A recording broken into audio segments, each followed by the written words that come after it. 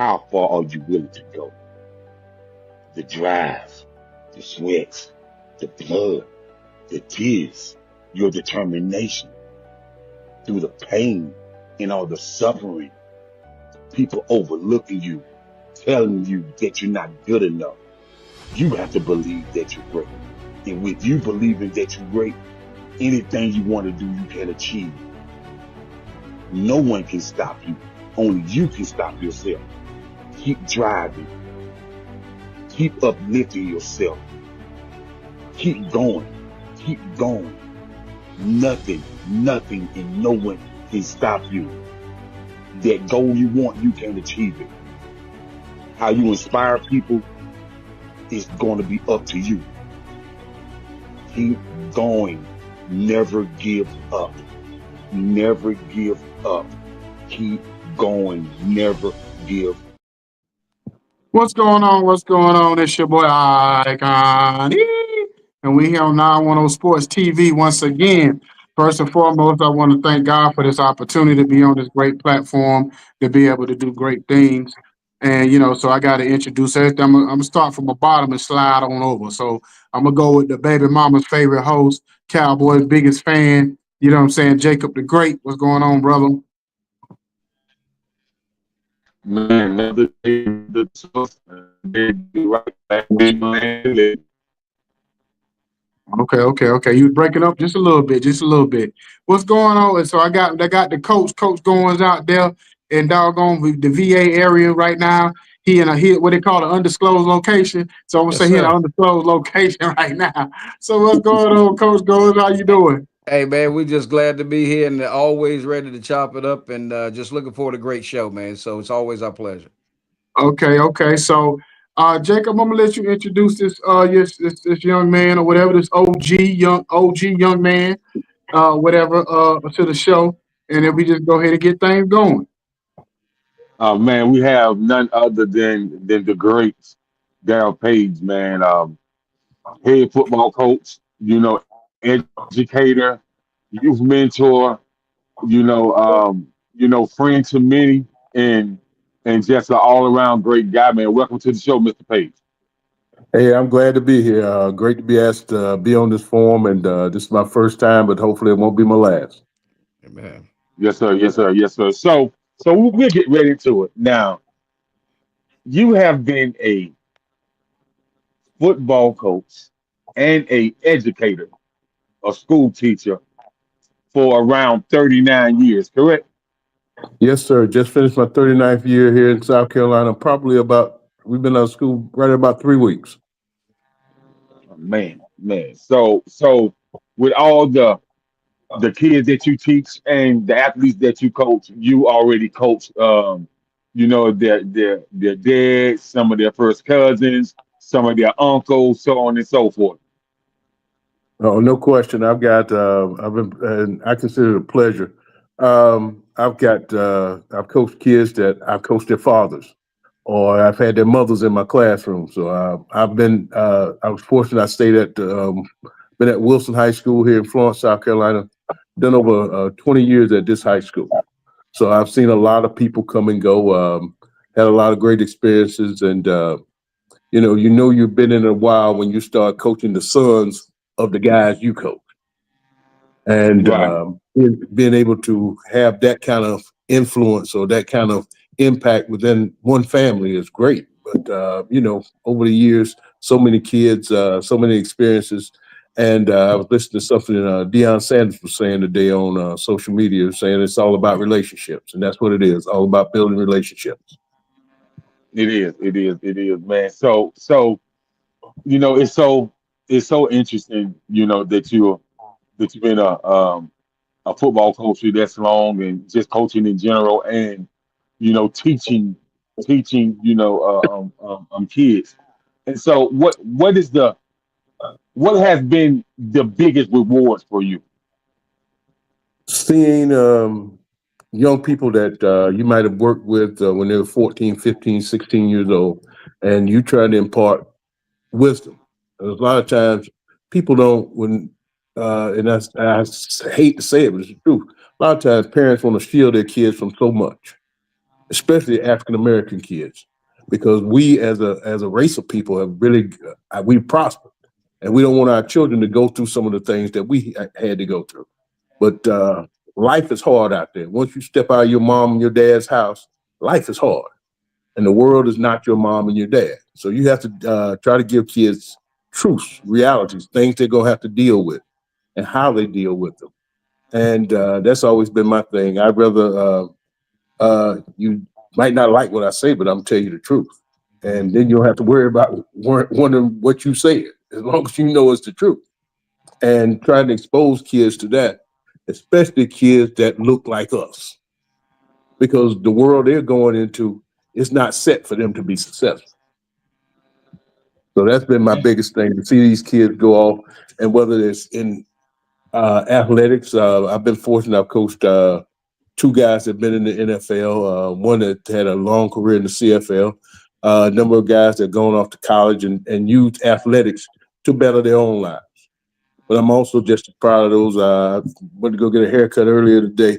My barber was one of the kids that were on one of my first teams. He got a successful barbershop here in Florence, and just seeing those type situations, that's been my greatest reward. Hopefully, I made a difference in somebody's life. It sounds like you made a difference in a lot of different lives, and just for you, in your adolescent years coming up, when did you fall in love with the game of football? I think probably the first time I saw it, probably about and understood what was going on, probably about 6 or 7. I remember looking at football as early as maybe 1971. I was born in '63, and understanding the game. The first Super Bowl I remember paying attention to was Super Bowl V between the Colts and the Cowboys, and that was played in Miami in like 1972. And that's when I could really understand the game and knowing what was going on. And I've always had a passion for it. I played it coming up through school. I was fortunate and was blessed to receive a football scholarship to attend Winston-Salem State University, where I played under legendary coach Bill Hayes. Mm. Played for Coach Hayes, and I learned so much more than football from him. And my original plan was not to actually get into athletics. I got an undergraduate degree in English education. I was going to law school, and wasn't quite sure what kind of what kind of law I wanted to concentrate on. But I also got a teaching certificate, teaching degree, and being a kid of a former educator, my mom taught school for 37 years. I was just home during the summer, have a summer job, that kind of thing. And she was like, well, while you're waiting on law school, you might as well apply to teach. And once I started teaching and coaching, I kind of fell in love with it. And I remember getting that acceptance to law school probably in October of that year, thinking I was going the next semester, but I never followed up on law school. And education has been the thing for the last 39 years. So, Wow. so you being what we call a football fan since the John Unitas and the Dick Buckers and all those type days. Oh man, Willie Lanier, Kansas City Chiefs. You think about the Chiefs were one of the first teams that had a lot of brothers on it. So Mhm. I'm not just a football fan, a football historian, man. I mean, the game has been good to me. It's provided a living for me and my family, and I love it. Even right now, being a retired coach, I still watch at least 2-3 hours of film every day, utilizing YouTube. Okay. That's what's up. Interesting, interesting. All right, Coach Goins. Well, first of all, Coach Page, I just want to say thank you for every life that you've touched. Thank you for every practice, every time you blew the whistle, because it's very obvious you had vision, and it wasn't about just what was happening in between the lines. It was, you were affecting lives after the whistle stopped. So again, thank you so much, and just paying homage and giving honor where honor is due. So I know you made Jacob's day when you were talking about the Cowboys. And of course, I'm not a Cowboys, and it's just very interesting that you played for the legendary Coach Bill Hayes. Now, if you had the opportunity to sit there, if Coach Bill Hayes was on this show tonight, what would you tell him, or what Thank would you you. what? Thank you. thank you, first of all, for not just teaching football, but teaching life. Coach Hayes was unique in that way. He called it tough love. And not realizing a small country boy from a small town in South Carolina, not knowing that he needed that at that particular time. And from Coach Hayes, I learned to be not just a teacher, but a coach, a mentor, a friend. Um, you know, everything from getting on your head to bending my knees and praying with you. And that's something I never shied away from, even in the classroom or even on the field. Before we start practice, we're going to pray. Before we leave that field, we're going to pray. And, society tells you, oh, you're not supposed to do that. You're not supposed to do that. And we never forced a kid to do that. But I know if you put God first, everything else gonna fall in. It's gonna fall the way he wants it to fall. And being able to expose kids to that, that's just as important. It's probably your most important job as an educator, as a teacher, as a coach. You know. Yes, sir. Yes, sir. And again, I just respect that. And again, I wouldn't be where I would am today if it wouldn't have the coaches in my life. So here you go. I gotta. You talked about it, so I gotta put you on the spot. If you had to pick the best defense in the history of, and it could be a team or it could be a season. If you had to line up the best defense in football, what team would it be? Uh, Defensively, I would probably say either the '85 Bears because they were so good up front, or maybe the first Ravens championship team with Ray Lewis. Those guys, man, I mean, from front to back. They had it on the D line. They had it on the second level with the linebackers. You're talking about Ray. I think, if I'm not mistaken, one of the guys from here in South Carolina, Peter Bolware. Peter Bolware played at Spring Valley, and Right. they were good on the back end. So from top to bottom, those that kind of team they would choke you down. And athletes all over the field. And my thing is, I'm an offensive line coach by trade. You Mm, win the line. You look at most football games. Teams that win the line of scrimmage usually win the football game. You can't wow. win if you can't do something on the line of scrimmage. I don't care how good you are with those skill positions. You're gonna get beat. You're Wow. gonna get beat. Excellent. Excellent. All right, Connie, I see you in the back of the end zone. Let me see if you can make me look good. I'll kick it to you. All right, so Coach, well, first of all, I want to ask you, I want to say congratulations on the Hall of Fame. Thank you, sir. Thank you, sir. That was a unexpected honor, but it was truly an honor. Okay, so walk us through that. Was it a call? Was it an email? Was it somebody walking up on you? How did you get the news? Uh, One of the and the thing about South Carolina here in South Carolina, we got maybe close to 300 schools that compete in high school in the South Carolina High School League, and I served on the board of the Football Coaches Association. I've been the president one year, and that was kind of exposed me to not just I'll just say the politics of football. Mm, You have been it's politics and everything, the politics of football, and that was a great experience. And one of my closest friends in coaching and just a close friend in general, he called me because he's on the executive committee. He said, "Your name gonna be nominated for the Hall of Fame. Send in your information. You send in a bio, that kind of stuff, your record, all that kind of stuff." And to be honest, Coach, I forgot about it. I didn't think any more about it. And call came probably in November saying that I've been elected to the Hall of Fame. And you go back, out of the years they've had the Hall of Fame here, there are less than 10 African American coaches in it. And I was fortunate to be one wow. of them. Wow. Okay. Well, shout out real quick to Taylor Thomas. She's one of our other creators on the platform on the network, and it was a Coach Page. I'm not sure if that was Randy Page or whoever that was that chimed in for a second. But I was going to ask you this, Coach. So this is going to be kind of an intellectual question for you. 39 years of coaching, and when you coach, you got to be father, you got to be minister, you got to be a little bit of everything, counselor, and the players that you've had, you don't have to say names, but just kind of maybe tell us how you walked through it. A player that you had that was that walked on to the field, and you was like, "Oh, he not gonna make it." And and after those 4 years or 3 years you had him, or whatever time you had him, he ended up being the best, one of the best players you ever had. There's been a couple of those. Probably my first year, young coach, 29 years old, had just come from a what we call the Big 16 here in South Carolina. At the time, I was at Orangeburg Wilkeston High School down in Orangeburg, and it was one of the Big 16 schools. So I was used to big time football. And when I got to Wilson, I'm wanting to play smash mouth football, and we just weren't ready to play smash mouth football. But I looked around, I got about 3 or 4 little cats, probably about 5'7" to 5'9", about 160, 170, and had a quarterback who could throw it a little bit. So guess what we're gonna do? We're gonna throw that football.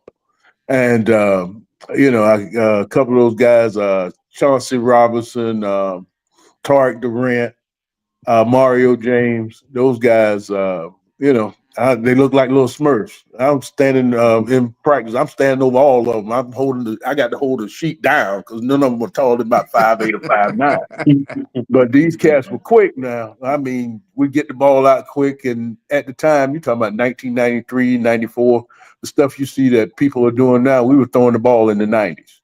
And people weren't used to seeing that.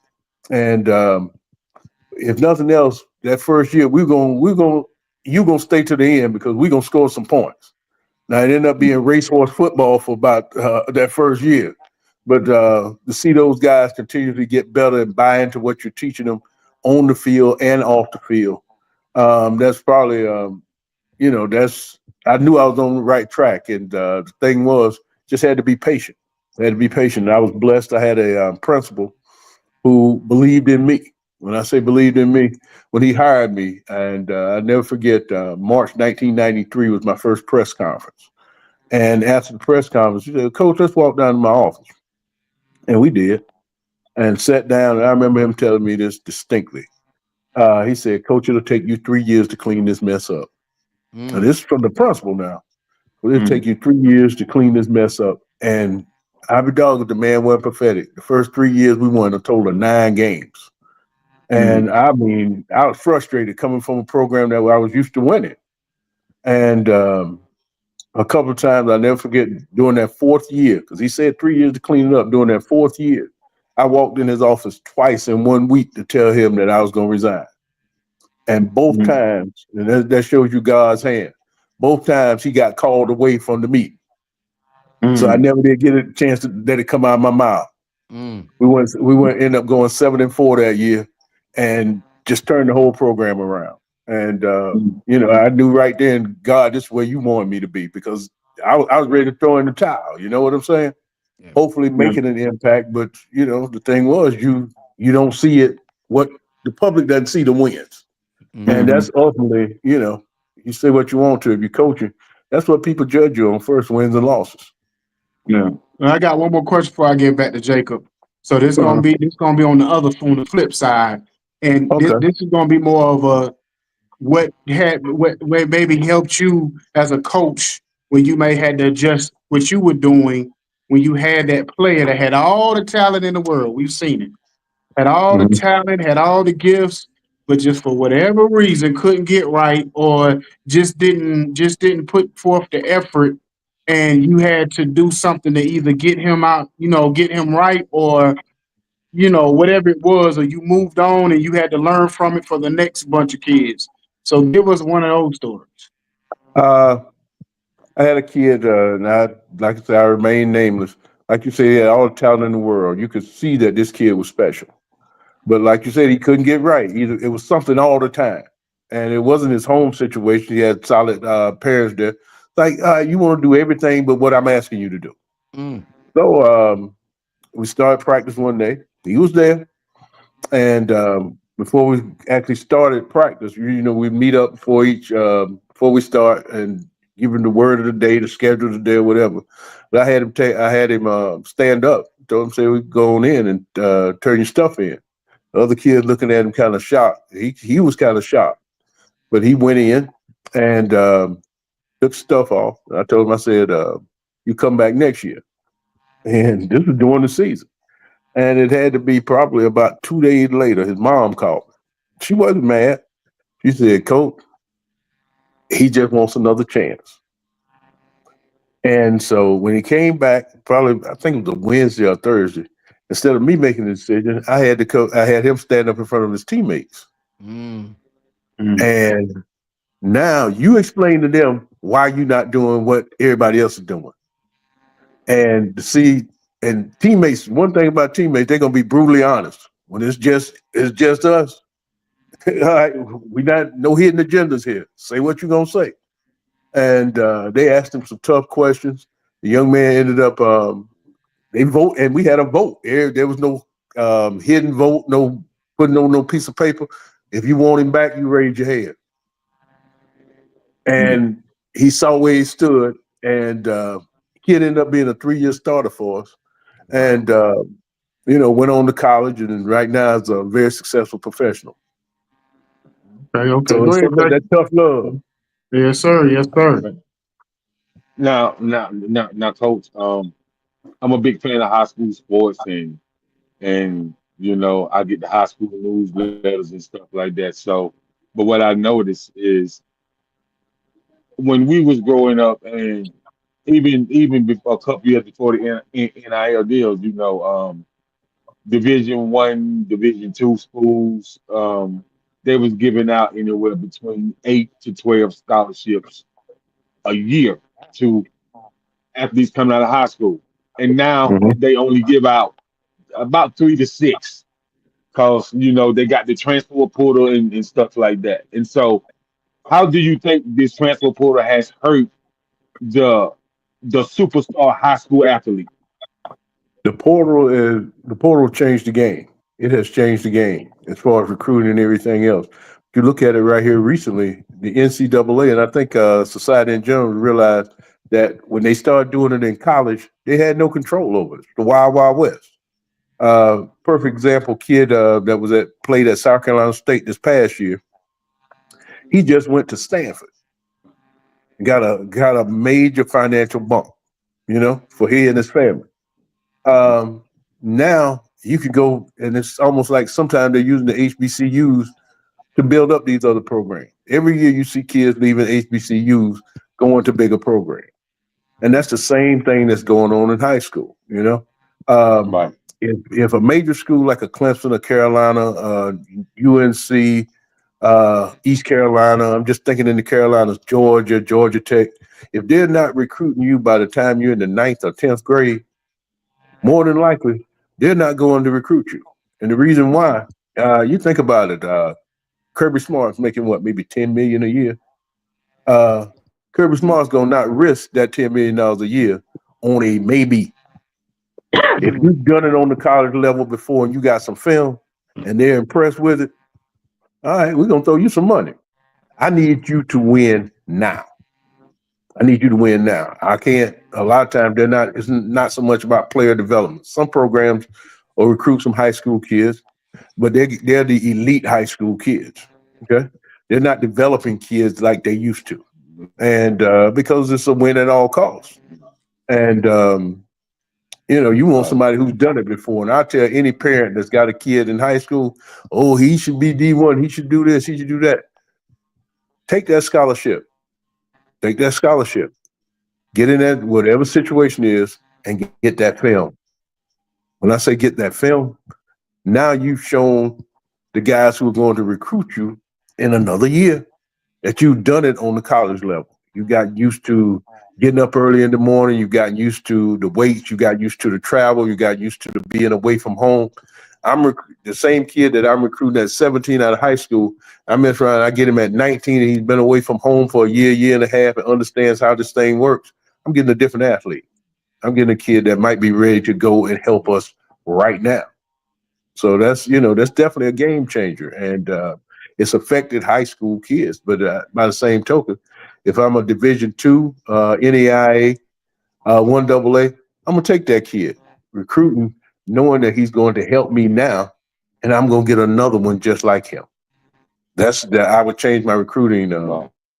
focus big time. Okay. Now it's funny you say that. So So I'm a Texas Tigers fan, and so I tell people all the time, a lot of those kids that you see dabble, those kids have been coming to the Clemson Youth Invitational Camp since they was in the seventh grade. Yeah. So the Dabo and some of the coaches have been a personal relationship with them since they were 12 years old. Now they're Yeah. 18 years old. And so, once they see them excel in high school and follow what they're doing through the huddle or the max preps and things like that, now they know that this kid has been well groomed.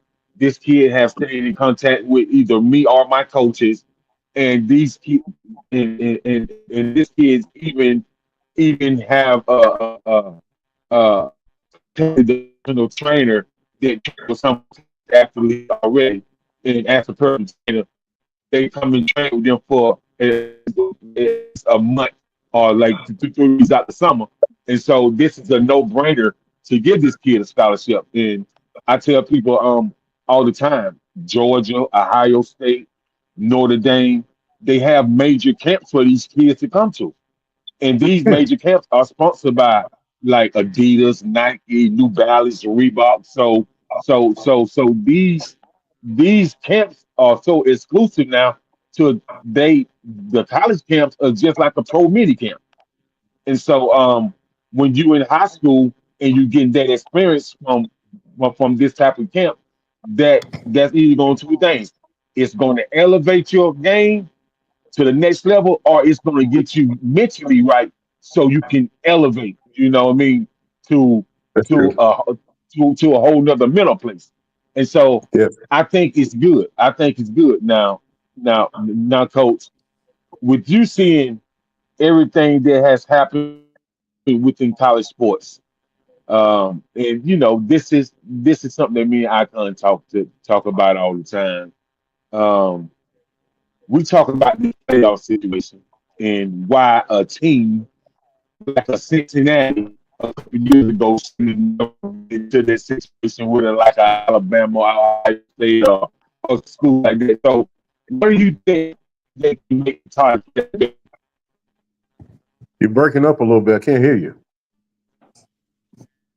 Is it just me that Oh, Coach Goins? yeah, Is it yeah, just that me last kind of part. breaking up? I didn't Yes, hear sir. I didn't hear that last part. Yeah, he was I breaking up think he on was I me. said, asking what do I you said, think about. Go ahead. what do you think they can do to make the college playoff better? Well, it's about money. Mm, They're expanding it now. I think it's going to Uh-huh. 12 teams. With 12, if it's not 12 now. Mhm. They're talking about expanding it even more because ESPN gets those games on TV, ABC gets those games on TV. You're selling advertising because you got the nation kind of locked in on it. And as long as the TV money is going into these schools now, it's going to be like that. Mhm. Do You have to look at some of the conferences? You're looking at what Big Ten might have Oregon, might have I think they had Oregon, Ohio State, Indiana. I think they had maybe three of the three teams at least in it. You're talking about Georgia. SEC had Georgia, Tennessee, and another team that I think people are going to really be shocked at seeing. I think that they'll be really surprised this year is Florida. Florida has been kind of loading that thing up for a minute, and they got serious money now. They got mm, serious money. But you think about every team that was in the college football playoffs, they spend money. yes. It costs to win, Mm, especially at that level. It costs to win. And even on the high school level, you think about the better high schools you've seen in South Carolina, North Carolina, Virginia, Georgia, Florida. These people are committed to these programs. You're talking about facilities, $5, $10 million, $20 million high school facilities, weight rooms, full indoor practice facilities. Football is an investment. It's an Mhm. investment, mm, and As long as, ESPN even televises high school games the first weekend, I think the first weekend that they can play. They're televising games all over the country. And it's about money, man. And as long as they can keep the playoffs expanded, they will. They will. Do you take a Pac-12 team that just started to put their thing back together again? No, you don't take a Pac-12 team. I'm going to take a 2-loss SEC team because the top to bottom, the SEC might be the closest thing to the NFL out there. Just from top to bottom, because their bigs are bigger than their bigs are better than anybody else. Right here in South Carolina, Lenore Sellers, who is at University of South Carolina, he played here in Florence. The Gamecocks are considered dark horse candidates this year because of him. And the thing is, if they come out 8-2, 8-3 out of SEC, compared to a team that's coming out of maybe the Big 12 that might be 9-2 or whatever. All right, you're gonna look at strength of schedule. Who did they play? Mm-hmm. Who did they play? Right. And now, these conferences are aligning. As you look at basketball, you might have an ACC Big Ten challenge. I think football is going to go to that eventually. You can't play everybody anymore. You know what I'm saying? You can't play just, all right, we're going to play a couple of local teams, give them a chance to make $250,000, $300,000. Like South Carolina State here this year played USC. USC can't have no more than one South Carolina State on their schedule now. Right. Because it's going to hurt them in strength of schedule. And that's pretty much what it's going to come down to. Okay. All right, Coach Goins. Man, I tell you what, you know what, and it's an honor to sit here and just listen to Coach Page just lay it out for us, and it just rings in. So, Coach, here's where I want to go. Is and I'm gonna set this up and take us through that. So you have the honor and privilege of stepping in behind the podium, and your audience is first year high school coaches. Give us your first few moments at that conversation, and what is in that conversation for all the upcoming and those coaches that are just getting into that profession. That's one of the first things I would tell them. And because it's funny, the school I'm at now, Wilson High School, we just hired a young football coach. This is his first head coaching job. First thing you do is you treat that young man just like you want somebody to treat your son. That's the first thing. Just like you want to treat your son. And nobody knows your son like you. Get to know them. Get to know their background. Every kid that you get in that comes in your program is not a 2-parent kid. It might be a single parent. Mom got 2 other kids. She out there working, holding down 2 jobs. He's got to be the man of the house. Yeah? You're going to run into those kids like that. You're going to run into kids that the grandparents are raising them. Yeah? You're going to run into kids that the streets are trying to raise them. And so you got to take all that into consideration. Find out what you're working with and who you're working with before you start opening your mouth. Huh? Wow. And once you start doing that, things are gonna get better. Because once a kid, any young person, anybody, period, if I find out that you care about me and what's going on with me, I'm gonna do everything I can to please you. That's just like a man. If a woman shows any interest in a man and he like her, he gonna do whatever he got to do to keep that woman. Believe that right. now. Believe that. And that's the same thing with kids. You care about what goes on off the field. Is he eating every day? Because I had kids come to practice and coach, I hadn't eaten anything. And in this day and age, you're thinking, man, there's no way. But it is a way. If you've ever been in high school now, the lunches we used to get back in the day, and I remember every Thursday at Wilson High School, we used to have fried chicken. I mean, the kids that would bring their lunch would eat on Thursday. And it's a predominantly black high school, we had hot sauce on the table. Okay? And so now, what these kids eat for lunch, or what they're serving for lunch, that's not a traditional lunch. It's not a traditional lunch. So I'm not going to make sure they're fed every day. Make sure they're fed some kind of way. Connect with your people in your city. There are a lot of people that are willing to help. Even restaurants. You think about if you really think about how much food restaurants throw away. Make sure they're fed. If he needs a jacket, you do everything you can to find him a jacket. I can just think over the years I've taught. I got to be at least 1,000 guys how to tie a tie.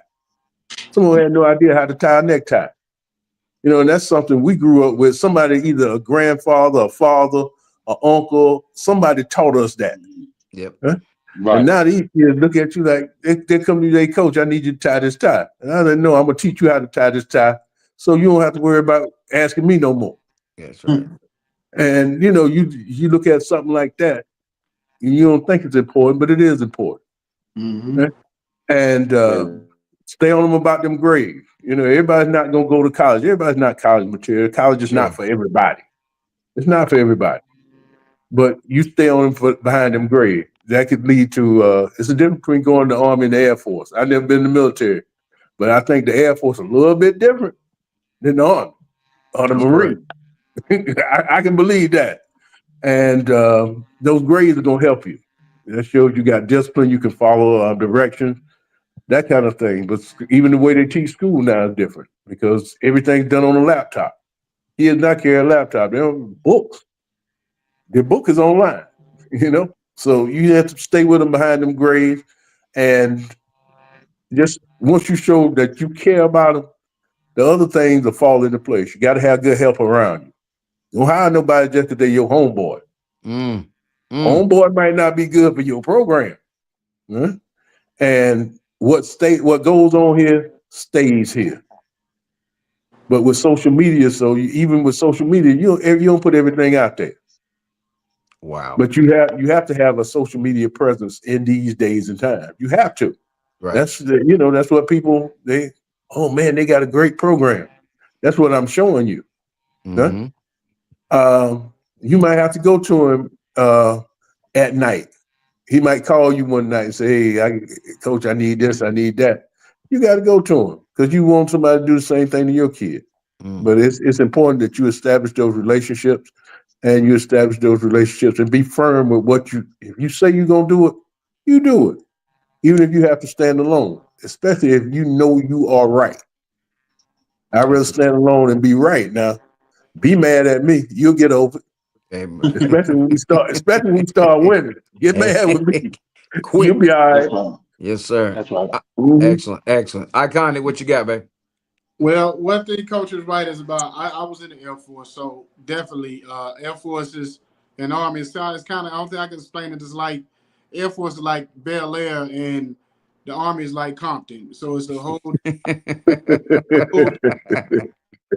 you live, the way you get treated. So that's all I can explain it like that. But this is kind of a question for the panel, but I'm gonna let Coach Page go first on this one. Me and Jacob was talking about, I don't know if you've been keeping up with this story, Coach, but we was talking about this Ace Bailey situation. And I've been talking about the last couple of days. This young man got drafted into the NBA. He decided that he wasn't gonna try out for any of the teams, and he wasn't gonna work out for any of the teams. And he ended up getting drafted by the Utah Jazz. And his plan kind of backfired because I'm in Utah and I've been out here several times. And trust me, you don't want to be out here. But on the sake of basketball or being in a sport, what would be your advice? And my advice would be basically go ball out for 3 years and opt out and then go get you a new contract somewhere else. So if you was counseling this young man or coaching this young man, what would have been your advice in this situation? Well, right now, I think he was drafted second or third? He's second or third pick, wasn't he? Fifth. He ended up being drafted fifth. Okay, he drafted fifth. He's gonna be guaranteed X amount of dollars. You gonna do your craft in Utah, but your plan is to get out of Utah if that's what you really want. So you close your mouth, go in and you do your job, help the team become a better player, and then like you said, after 3 years, 4 years, whatever, they're gonna offer you a max. I don't know if the NBA is like the NFL where they can franchise them, or you right of first refusal, however they do that thing. But eventually, you are going to become a free agent. And that's what you do. NBA, I think it's 30, 32 teams, 12 guys on each team. Man, that's a privileged job. Everybody, and you think about how many kids play basketball. I don't care where you are, Utah, Alaska, Canada, wherever, they playing basketball.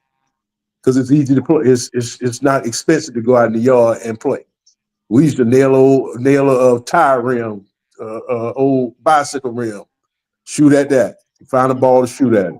And but Yes, now it's sir. become now they got you travel this and travel that. So kids are exposed to basketball at a very young age. And the thing is, Cooper Flag was the only thing that was guaranteed in that draft. You knew Dallas was going to take Cooper Flag. Everybody else had to figure out where they were going to fall. But I don't, if I'm not mistaken, Flag might have worked out for some teams. Most of those top 10 guys, they go out and work out that kind of thing. But does Ace really feel like he's like that? You know, I've seen him play. I've seen him play. He's a good player. But that's the NBA. I looked at the NBA, man. You look at, we just finished watching Indiana and Oklahoma City. Man, even them 8, 9, 10 jokers, they can play. They coming in there. It's a different level of ball, man. You playing grown men now. Oh yeah, definitely. And what is he? Straight out of high? What is he, about 19? About Yeah, 19 he now. played Yeah. one year at Rutgers. Played 1 year at Rutgers. Yeah, and whatever. Dylan Harper was his teammate. That's Ron Harper's son. He went second, right Yeah. above. And the thing about it, like I was telling Jacob, the guy that went third to Philly, that Ace thought he was going to, VJ Escom, or however you pronounce his name. Yeah. He was bawling and crying, and this for my mama. And so you seen players that was humble and was happy, and they didn't care where they went. And this young man made it very difficult for NBA coaches and GMs to draft him because of the way his arrogance was. And the thing about it was, me and Jacob talk about all the time, billionaires do not like being showed up. So trust me, they'll make him pay for his troubles before he'll make them pay. That's true, and I think that might be handled right in the locker room. Yes. That locker room justice is different now. When we got these doors closed, whether I don't care what sport it is, it's just us here now. And you got a guy who's been in there 8 years, 10 years grinding. Your son, you hadn't even traveled around the league yet. He got to be educated. Sometimes teaching a lesson can be tough. And first time you run down that lane against a couple of them cats, man. All right, now this ain't high school, young fella. Well, It's some big bodies down there in that paint. Oh yeah. Well, Coach, we definitely appreciate you coming on here tonight and giving us your time, or whatever. And we don't get too many opportunities to be in the presence of Hall of Famers. That's right. So Yeah, for sure. That's a big deal right there, just for you to be able to get that, because you don't see a lot of coaches being honored in that way. You put 39 years in and win some championships and all that kind of stuff. Let us know. Let everybody know the greatness of who you are and the impact you've had on these kids. And I think that's the most important, is the impact that you have on kids' lives, of helping making sure they graduate. And I'm pretty sure a lot of your kids come back to you to have relationships with them as grown men and seeing their kids grow and, going to their weddings and stuff like that, and all those type of deals. So I definitely appreciate you coming on and giving us the time. So if you got any shout outs, anything that you want to plug, or I don't know how much you on social media that you want to say, then go ahead and let us know now. Just to all the young people that have had the opportunity to coach, the opportunity to work with, and you mentioned something there, Icon, that I really thought about. On this last year, I served as interim coach at Wilson High School while they searched for a full-time coach, and it was a unique thing because on my staff, I had 4 guys that played for me. Wow. Oh wow. Yeah, four coaches. They were my assistant coaches that played when I was their high school head coach. Wow. And that kind of, when you kind of look back on it, that's full circle, man.